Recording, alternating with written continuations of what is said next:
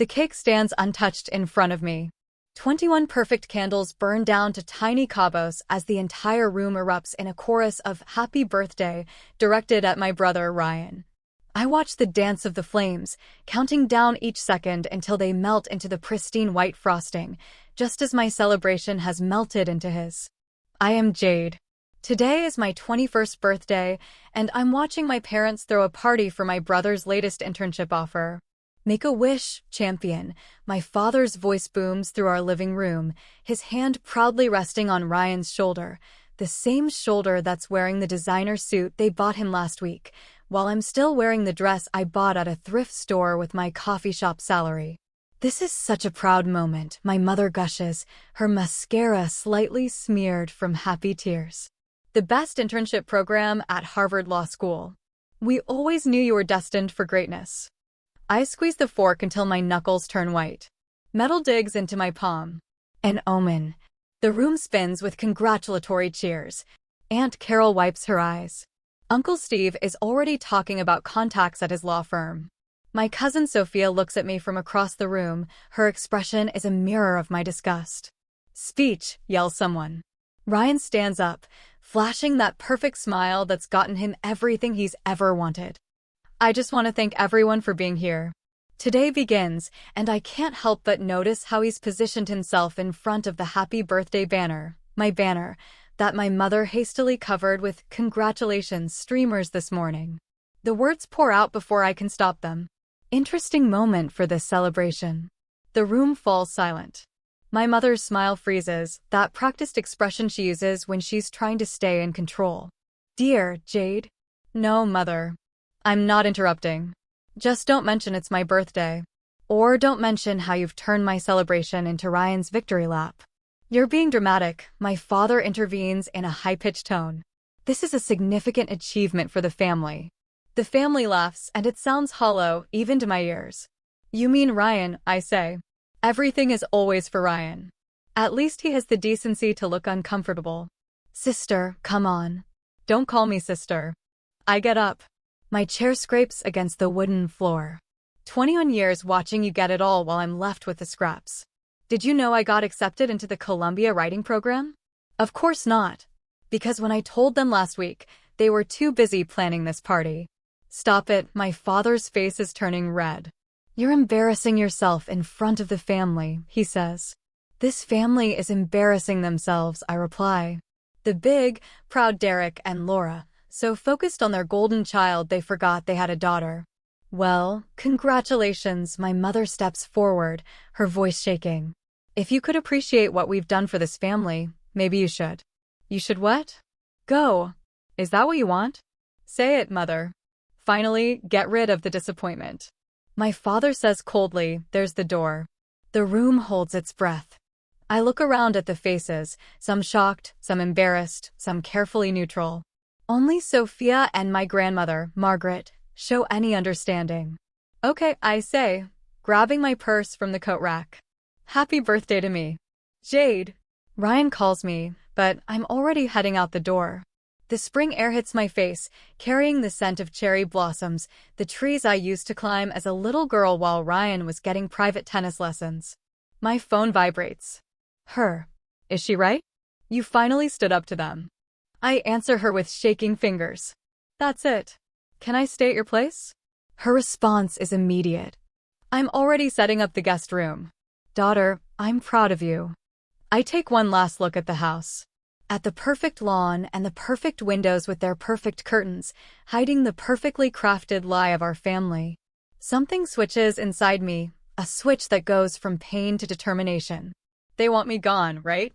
Well, they're about to learn that the daughter they never wanted is the one they should have feared the most. Her guest room feels like a life raft in a storm. 3 days since I've been gone, and the silence of not having to measure every word, every breath, is almost deafening. I'm sitting cross-legged on the borrowed bed, staring at the black screen of my phone, counting the notifications I'm not getting from my family. Her voice cuts through the quiet. "Jade." She leans against the doorframe, holding 2 steaming mugs. "Your coffee is getting cold. And your interview outfit is getting crumpled." I pick up the blazer that's on the bed.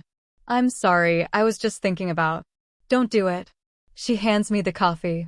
That's the third time you've almost mentioned them today. We're focusing on your future, remember. The coffee burns my tongue, but I'm grateful. The pain is better than the empty feeling in my chest. The Urban Grind interview is in 2 hours. I probably should. My phone vibrates. The name Grandma Margaret lights up the screen. Darling, you're safe? I'm okay, Grandma. I'm staying with her. Good girl. Listen up. Seriously, I've been waiting for you to finally stand up to them. There are things you need to know, but not over the phone. Can you meet me at Riverside Park tomorrow? The bench by the old willow. Before I can answer, I hear my mother's voice in the background. Margaret quickly adds, I have to leave. Tomorrow. At 10. And hangs up. She raises an eyebrow. That sounded cryptic. Grandma's always been different from the rest of them. She sees you. I stand up, smoothing my chin. But right now, I need this job. I can't keep staying here, not contributing. Please, she tosses me a pillow. Like I'm gonna let you pay rent. But you're right about the job. You need your own money if you're gonna cut ties. Urban Grind stands on the corner of a tree-lined side street. Its brick facade is warm and inviting. Inside, the interview room smells of fresh ground coffee and possibilities. Your application is impressive, says Manager Sarah. But there's a gap in your references. No family contacts. I stare into her eyes. I'd rather keep my professional and personal life separate. She nods with some knowledge in her expression. Just when can she start dating with a job offer and a training schedule? I almost miss Ryan leaning on my car. She almost says, knocking on the rusty fender of my second-hand Wave, nice car. Better than walking, I guess. What do you want to talk about? You're still my sister. Jade laughs. Funny. I mean, I don't remember you mentioning that at the party. Look, I didn't know they were gonna kidnap your birthday. I tried to tell them. Save it. I open my car door. You've never had to work hard for anything in your life, Ryan. They hand it all to you on a plate while I figure it out. Did you know they promised to pay for my college too? It's funny how that money disappeared just when your law school deposits were due. Her face pales slightly. That's not me. I don't mean I didn't know. Exactly. I mean, you never know, because you never have to. What to look at. It must be nice to be in your bubble. Mom and Dad are worried. They want you to come home. I laugh, and it sounds bitter even to my ears. Home? That stopped being my home the day they decided I was worth less than you. Tell them I thank them for the birthday present. The clarity suits me. It's okay. As I walk away, my phone vibrates with a text from Sophie. Sophie, I found something in Uncle Derek's study. You need to see these papers. Can you come over tonight? I look in the rearview mirror. Ryan is still standing there, looking lost. Maybe for the first time in her life, she feels a fraction of what I have felt for years. Tomorrow, I'm meeting Grandma, and I'll listen to what she has to say. Tonight, I'll see what Sophie's found. The pieces are moving, and for once, I'm not just a pawn in someone else's game. She's waiting for me when I get back, with a victory cupcake in her hand.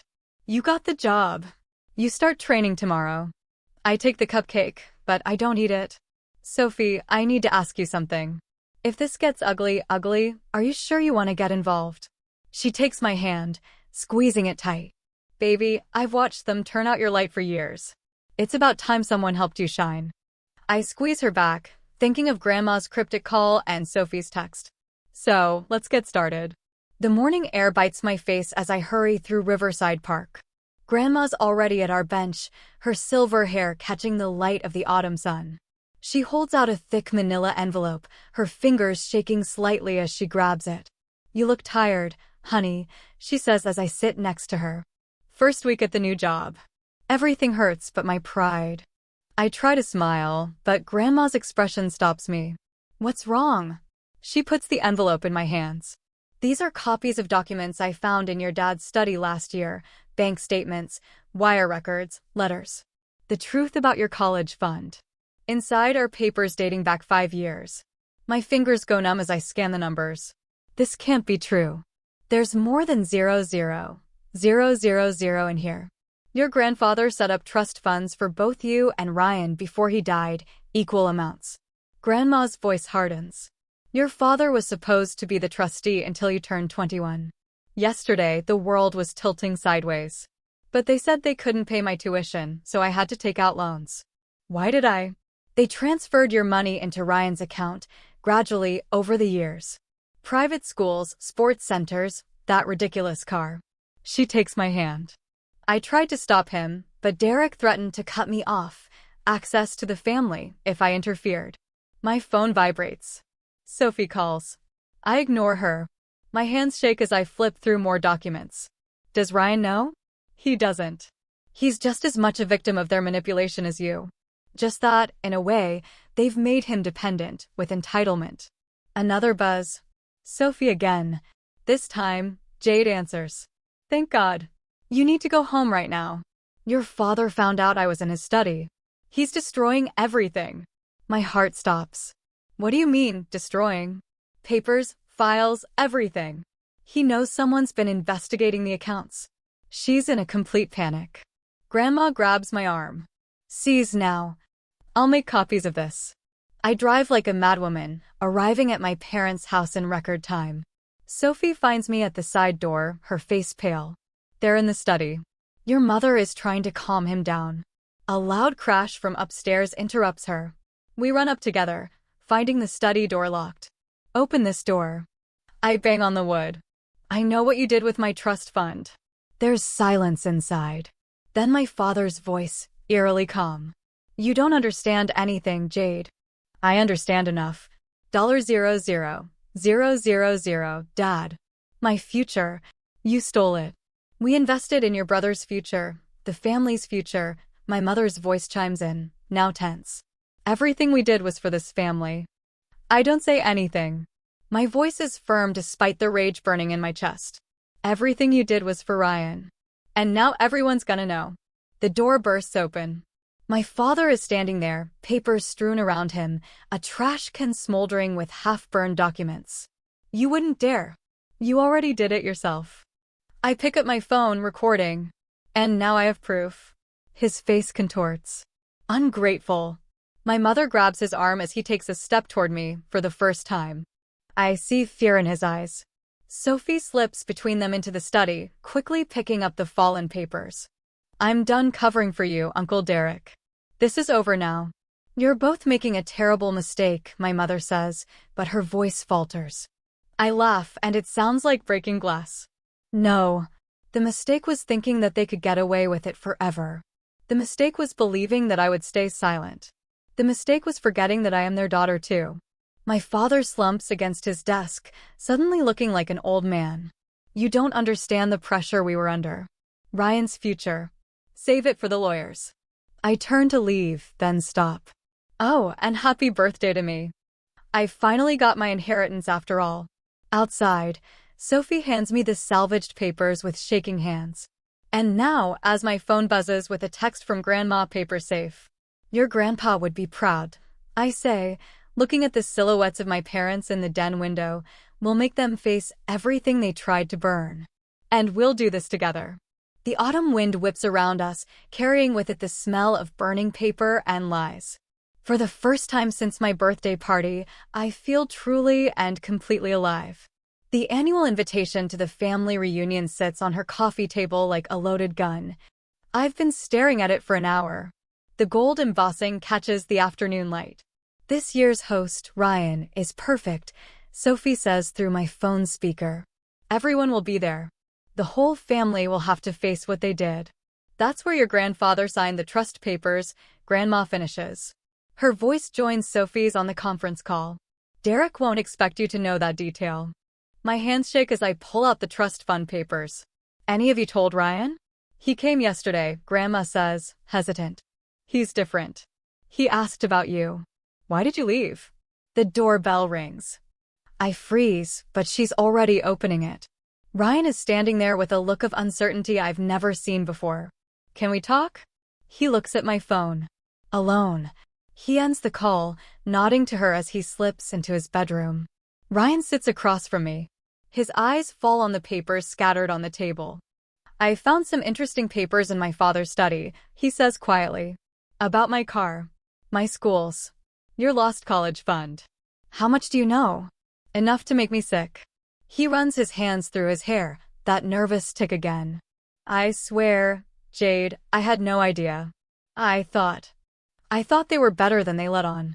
They were with my money. I'll give it all back. I've already talked to my bank about this. It's not about the money anymore. I look him in the eye. It's about years of lies. About them making you their golden child while treating me like I don't exist. About the burning evidence when they realized I knew. He grabs the invitation to the meeting. That's why I'm the host. I want you there, Jade. Help me fix this. Fix it? I laugh, but it catches in my throat. He can't just write a check and fix this. He doesn't say anything. But I can help you expose them. My father's been moving money around. Not just yours, there are other accounts. Other families involved. Aunt Carol's kids' inheritance. Uncle Esteb's business loans. My heart stops. How deep does this go? Deep enough to destroy him. To destroy them both. He pulls out his phone, showing me screenshots of statements. Banking. The lake house party isn't just a meeting. My father plans to announce his retirement. To hand over everything to me, his company, his reputation, his secrets. I study my brother's face, looking for any trace of manipulation. Why are you showing me this? Because you're my sister. I swallow hard. Because I was too blind to see what they were doing to you. Because I need your help to stop them before they do this to anyone else. The invitation seems to pulse with a new meaning. The whole family will be there. Everyone who's been robbed. Everyone who's been lied to. Ryan's hands clench. Help me end this, Jade. Not just for you, for all of us. I get up and talk to the window. The street below is filled with evening traffic. People heading home to their normal families. Their uncomplicated lives. If we do this, I say finally, we do it my way. No warning. No chance for them to hide more evidence. Okay. Ryan stands up too. But Jade, there's something else you need to know. About Grandma Margaret. My stomach sinks. What's wrong with her? Didn't she just find those documents last year? She's been tracking their plans for decades. And Jade, she has proof that this started before we were born. About our true heritage. The one our grandfather never wanted our father to control. The pieces fit together. Grandma's careful questions over the years, her subtle support, and her determination to keep me independent. The meeting is in 2 weeks, says Ryan, turning at the door. Whatever you decide. I'm done being their puppet. After he leaves, she emerges. And I pick up the invitation, feeling its weight. Call Sophie and Grandma. We need to move faster than planned. Are you sure you trust Ryan? I think about his nervous tick. His screenshots. The sick look in his eyes. No. But I'm sure of one thing. This has gotten bigger than revenge. The invitation catches the last ray of sunlight, shining like a blade. The lake house looms as I climb up the winding drive. Its windows reflect the setting sun like warning signs. 3 days until the meeting. And my hands won't stop shaking. Ryan's car is already parked outside, along with Grandma's old Mercedes. I find them in the study, surrounded by papers and laptops. Grandma looks up first, her face tense with worry. It's worse than we thought, honey. Ryan turns his laptop to me. My father has been moving money through shell companies for years, not just family funds, but corporate accounts, trusts of customers. The whole screen shows a maze of transactions, each leading to familiar names: Aunt Carol's kids' college funds, Uncle Esteve's failed business loans, and money for Cousin Thomas's health care. He's built his entire empire on stolen futures, Grandma says quietly. Your grandpa suspected, but could never prove it. My phone buzzes, a text from Sophie. Uncle Derek just. Get out of our house. I know something's wrong. Be careful. We need to move faster, says Diane, running his hands through his hair. He's already started to transfer assets overseas. Once that's done, he'll disappear with everything, including the evidence. Grandma touches a stack of old letters. There's something else. Your mother is not only an accomplice, she's been the architect of all this. The accounting, the cover-ups, the manipulations. It's all in her handwriting. The room spins slightly. I grab the back of a chair, feeling the smooth wood under my fingers. All those times she pushed me away, she wasn't just favoring Ryan. She was protecting his plan. Jade. Ryan's voice is strange. There's more. Look at this. He hands me a document dated 21 years ago, my birth certificate with an insurance policy attached. A life insurance policy. In Mom's name. She took it out the day you were born, Grandma whispers. $5 million. Payable only if you died before 21. The words taste like ash. That's why they had Ryan's party on my birthday. They were celebrating. The policy had expired. They didn't. The study door slams open. Mom is there. Her perfect makeup doesn't quite hide her fury. What are they doing here? Laura, Grandma starts talking, but Mom interrupts her. You've poisoned them against us, right, Margaret? You filled their heads with lies about their father. The only lies here are yours, I say, holding up the insurance policy. You're disappointed you can't collect. Something sparkles in her eyes, not guilt, but frustration. You don't understand what it takes to build something lasting. To secure a legacy. Betting on your daughter's death? Ryan stands up, pale-faced. Robbing our entire family? All we did was for you, Ryan. For your future. She steps forward, reaching out to him. We can still protect that future. Together. Just help me pick up these papers and we can stop. My voice no longer shakes. Every word you say just shows what you are. What you've always been. And what is that? Her smile, sharp as a razor. A monster who saw her children as investments. Nothing but. She laughs, and it sounds like glass breaking. Oh, honey. You have no idea what real monsters look like. But you will find out. Derek pulls out his phone. They're all here. Yes, with the documents. A pause. Of course I'm sure. It's time to implement contingency plan B. The line goes dead. Mom's smile widens. They have 30 minutes to get out of this house and forget everything they've seen. After that, she cringes, shoulders gracefully. Well, accidents happen at lake houses. Even to adults. You're threatening us? Ryan stands between me and me. Your children. I'm protecting our legacy. Like I always have.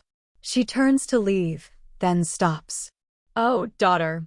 Happy belated birthday. It's a shame you won't make it to 22. After she leaves, Grandma grabs her keys. We gotta go. Now. Take everything to my car. But I'm looking at the insurance policy. Something snaps into place. We're not staying. Jade. The meeting is in 3 days. Everyone will be here. I look at Ryan, seeing my determination reflected. Let them all come. It's time for them to see what real monsters are like in the light of day. Grandma touches my arm. And if your parents make good on their threat? I pick up Mom's forgotten phone, deliberately left on the desk. Then they'll have a lot more to explain than lack of money to the police, because I just recorded every word. The windows of the lake house darken with the sunset. No more warnings. Only promises. In 3 days, everything changes. One way or another. The lake house fills with relatives as evening falls. Their chatter echoes off the walls like accusations. I'm standing in the corner of the great hall, watching Dad work through the crowd with practiced charm. Mom floats through the groups, her laugh a little too bright. Ryan hasn't arrived yet. What crowd? Sophie whispers, appearing at my side. Aunt Carol's been crying in the bathroom. Something about Thomas's medical bills coming due. My phone vibrates. A text from Ryan. Someone broke into my apartment. All the papers are suddenly gone. The room feels too small. Too warm. I slide out onto the balcony, gripping the railing until my knuckles turn white. Another vibration. The police are here. Dad's name came up in their questions. Trouble. Mom's voice makes me jump. She's standing in the doorway, retrolit by the party lights, looking more predatory than Mother. What a shame about the break-in at Ryan's, she says. These things, they happen when people don't properly secure their belongings. What did you do? She drinks her wine. I'm just a devoted mother celebrating her son's success. Talking about that, your father is about to make his big announcement. You don't want to miss it. Inside, Dad bangs his glass for attention. Family, friends, thank you all for coming to celebrate Ryan's accomplishment in hosting his first family reunion. But I have an even more important announcement. The crowd murmurs expectantly, scanning the room. Grandma's not in, Ryan says. My chest tightens. As of tonight, I'm officially retiring, Dad continues, and I'm proud to announce that Ryan will be taking over as CEO of our family business. Applause erupts. Uncle Esteve raises his glass with a forced smile. Although some of us are still waiting on those business loans you promised. Derek, all in good time, Dad says softly. I have some papers here that should interest several of you regarding your investments. He reaches into his briefcase and pulls out a stack of documents. My heart stops. They're forgeries, they have to be. The real papers have disappeared, stolen from Ryan's apartment. Jade. Mom's hand closes around my arm, her nails digging in. Why don't you join me in the studio? We need to talk about your future. Let me go. Now, darling. Her grip tightens. Before you embarrass yourself again. The studio door closes behind us. Dad is already there, along with two men I don't recognize. I introduce our security consultants, Mom says. They're good at handling delicate situations, like breaking into Ryan's apartment. Dad sighs. Ryan made his decision. Disappointing, but manageable. You, however. He nods to one of the men, who moves to block the door. You've become a liability we can no longer afford. The insurance policy expired, I say, backing away. You can't. Oh, honey. Mom laughs. There are so many ways to have accidents. Especially at lake houses. Especially after drinking too much at family gatherings. A glass appears in his hand, my glass from before. Your fingerprints. Your DNA. Combined with your history of emotional instability and recent erratic behavior. The second man steps forward. Something glistens in his hand. My back hits the wall. Why is my voice cracking? I'm your daughter. No, Dad says quietly. You're a mistake I should have corrected years ago. The door bursts open. Ryan is there, bloody and disheveled. The police are on their way. I set off the silent alarm when I saw their security consultants following me. Ryan, Mom begins. But he interrupts her. Save it. I heard it all. He picks up his phone. And so did the detective who's been investigating your financial fraud for the last year. Sirens wail in the distance. The security men exchange glances, then slip out a side door. Dad's face contorts in rage. You ingrate. He lunges at Ryan. I move without thinking, grabbing the heavy paperweight on his desk. The impact stops him in his tracks. He falls to his knees. Mom screams, but the sound is drowned out by breaking glass and more screams from the great hall. Grandma's voice rises above the chaos. The real documents are being projected on the wall right now. Every transaction, every theft, every lie. Dad struggles to his feet, blood dripping from his temple. You've destroyed it all. No, I say, my voice firm despite my shaking hands. You did it yourself years ago when you decided money was worth more than your children's love. The sirens grow louder. He pulls back. His perfect mask finally cracks. Derek, Mom gasps. The overseas accounts. They're frozen, he mutters. They end up seizing everything else too, Ryan adds. Blue lights flash through the windows as police cars fill the driveway. I look at my parents, really look at them, and feel nothing but pity. Happy retirement, Dad, I say, and walk out to face whatever is coming. The great hall erupts in chaos. On the projector screen, decades of financial records scroll. Aunt Carol slumps into a chair. Uncle Esteve throws his glass across the room. Cousins I haven't talked to in years all start yelling at once. Dad freezes at the front of the room, his retirement speech forgotten. Mom's perfect smile cracks like thin ice. Those documents are fabricated, he announces, but his voice shakes. This is nothing but a desperate attempt by our jealous daughter. Why, Mom? I step forward, Ryan at my side. Tell the truth. About how you stole from everyone in this room. About the life insurance policy you took out on me. About how you were willing to kill your daughter tonight to keep your secrets. The room falls silent. Even the cops who just walked in stopped their hands on their guns. Everything we did, Dad starts, then stops as Grandma walks in carrying a worn leather briefcase. Is that what you told yourself, Derek? When you forged your father's signature on those trust documents. She opens the briefcase, pulling out yellowing papers. Or when you and Laura orchestrated my husband's accident after he threatened to expose you? Mom's composure breaks. You can't prove. He can, Ryan says, his voice like steel. Grandpa's original autopsy report. The one they buried. The one that shows poison in his system.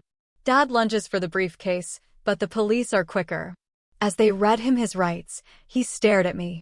Ungrateful girl, he spits. We gave you everything. No. My voice doesn't shake anymore. You took it all. My inheritance. My education. My childhood. You even tried to take my life. We were protecting the family legacy. Mom screams as an officer approaches her. Everything was for this family. I gesture across the room to the devastated faces of our relatives. Look around you, Mom. Look at all the lives you've destroyed, the kids who couldn't pay for college, Thomas's medical bills, Uncle Esteve's failed business. Also, you could make Ryan your perfect heir. I never wanted that, Ryan steps forward. I never wanted any of that. Mom's face twists. Then you're just as weak as her. All our sacrifices, wasted sacrifices. I laugh, and it sounds like chains breaking. They sacrificed nothing. They stole. They lied. They murdered. And for what? To feel powerful? To play God with other people's lives? You don't understand what it takes to build something lasting, Dad says, echoing Mom's words from before. But now, they sound hollow. Desperate. I get it perfectly. I pull out my phone, playing the recording of her threats in the den. I understand that now. They're not parents. They're not even human. They're just shells, empty. So afraid of losing control that they destroy their children to keep it. While the police take them away, Mom turns around for the last time. This isn't over, Jade. Families like ours don't air their dirty laundry. No one will believe you. Everyone already does. Sophie points to the windows where the news vans are pulling up. The whole story is being broadcast live. Every transaction, every threat, every crime. Dad collapses, defeated. But Mom fights the officers. You destroyed it all. No, Mom. I watch them as they're taken away, feeling nothing but a deep emptiness. He set everyone free, including myself. The room buzzes with shocked conversation and legal wrangling. Aunt Carol hugs me, crying about finally being able to send her kids to college. Uncle Esteve talks to the detective about recovering his stolen funds. Thomas's mother thanks me with tears in her eyes. Ryan touches my arm. Are you okay? I don't know. I look around at the remnants of our family facade. Some of us are. We will be. Grandma appears at my side, her eyes gleaming with pride. Your grandfather would be proud, darling. You've done what he couldn't, expose the truth. The truth, I repeat, savoring the word. It feels different now, less like revenge and more like justice. What happens now? Now. Sophie joins the others, linking her arm with mine. We rebuild. But this time on a foundation of truth. Through the windows, I see my parents disappear in police cars, separated. The life they built on lies crumbles behind them. But in its ruins, I see something unexpected. Hope. Not just for me, but for everyone they hurt. The lake house remains silent, its secrets finally exposed to the light. And in that light, I find something I never expected to feel. Freedom. The courthouse steps feel colder than they should in spring. I watch my parents being led away in handcuffs, their designer clothes replaced by prison orange. Mom doesn't look back. Dad does. Just once. And in his eyes, I see something I've never seen before. Understanding. The court's decision to seize their assets means everyone they stole from will be compensated. Thomas's medical bills, Aunt Carol's kids' college funds, Uncle's business loans, almost everything, Ryan says at my side, his voice firm. I touch the envelope in my pocket, Grandma's final revelation. You knew, I say. You'd been tracking their scheme since before we were born. You'd been moving money secretly into trust funds for both of us. He shakes his head. She protected us in her way. Just like you protected all of us by exposing the truth. Inside the envelope, the pictures show a younger version of our grandmother standing next to our grandfather at the lake house. Their smiles are genuine, untainted by the greed that would later poison our family. I found this in Dad's study. I hand Ryan a letter with frayed edges. It's from Grandpa, written the day before he died. I knew what they were doing. I was going to stop them. And they killed him for it. Ryan's hands shake as he reads. All these years, we both thought, what they wanted us to think. I retrieved the letter, feeling its weight. But Grandma knew. She waited. She gathered evidence. Protected us until we were ready to face the truth. Jade! A familiar voice calls. She runs up the courthouse steps, waving a newspaper. You have to see this. The headline reads, Family Empire Falls, Advertiser's Daughter Exposes Decades of Fraud. Below is a smaller headline. The Secret Legacy of Margaret Chin, How Grandmother Protected Future Generations. There are more, Sophie says, appearing with her laptop. People are talking. Other families. Other victims. Your parents' plan went beyond our family, and now they can't hurt anyone else. I don't know, I say. But victory feels different than I imagined, empty, but somehow fuller. Grandma joins us, her silver hair catching the sunlight. Your grandfather used to say family legacies aren't built on money or power. They're built on truth and love. I thought this was about revenge, I admit. About punishing them for what they did to me. But it was never just about you, right? No, baby. She takes my hand. It was about breaking a cycle. Choosing what kind of legacy you want to leave. Ryan looks at the courthouse doors. What do we do now? The company, the properties, everything they built. We rebuild, I say, surprising myself. Not in their way, with lies and manipulation. But with honesty. Together. Together, Sophie repeats, linking her arm through mine. All the family. The real family. She holds me tight. You see? I told you that you would find your strength. But looking at these people, my brother, who chose truth over privilege, my grandmother, who silently protected us for years, my cousin, who stood by me, my friend, who never wavered, I realize something. I didn't find my strength, I say quietly. It was here all along. In the family I chose. The family that chose me. A police officer approaches with a final document to sign my final statement on the case. As I pick up the pen, I notice my hand isn't shaking anymore. Jade, Ryan says suddenly. He looks through the courthouse windows. I see the lake house in the distance. Its windows no longer reflect warnings but possibilities.